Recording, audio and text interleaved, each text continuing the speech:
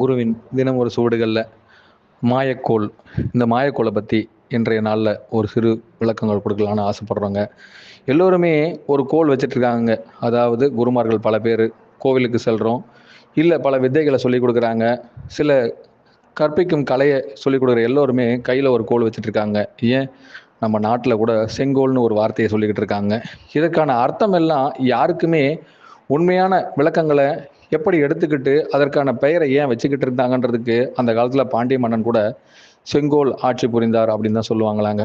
இந்த உண்மையான வார்த்தைக்குள் யாரெல்லாம் இதனுடைய முழு பகுப்பாய்வும் சரி, விளக்கங்களையும் சரி, முழு திறனோடு விளங்கி கொள்ள ஆசைப்பட்டாங்களோ அவர்கள் கையில் மட்டும்தான் அந்த கோல் இருக்கப்பட்டது. அந்த கோலின்படி தான் அந்த குரங்கம் ஆடுச்சுன்னு சொல்லுவாங்கங்க.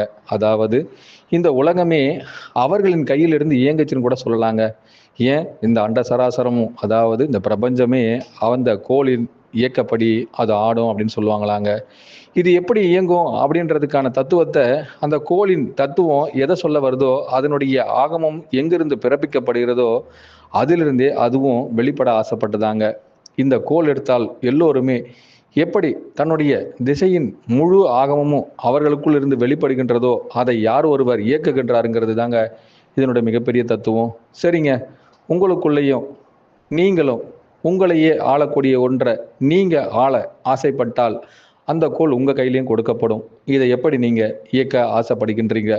இந்த காலத்தில் இதெல்லாம் ஒரு பெரு வாசகமாக கூட சொன்னாலும் சரி, சிறு விளக்கங்களோடு சொன்னாலும் சரி, முழுமையான அர்த்தங்களை யாருமே புரிந்து கொள்ள நீங்கள் முற்பட்டால் வழியே இதனுடைய அர்த்தம் கூட புரியப்படாதுங்க.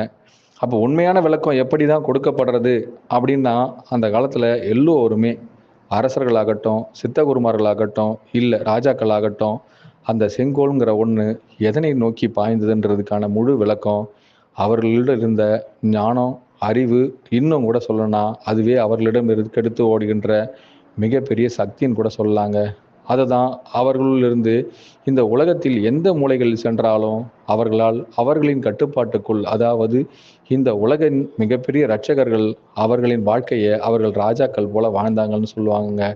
அப்படி வாழ்ந்தவர்கள் எல்லாம் எதனை முழுமையாக முற்படுத்தி காட்டினார்களோ அங்கே அவர்களே முற்படும் பொழுது அந்த கோல் அவர்கள் கையில் இருப்பதை இந்த உலகத்திற்கு அவங்க காட்ட ஆசைப்பட்டாங்களாங்க.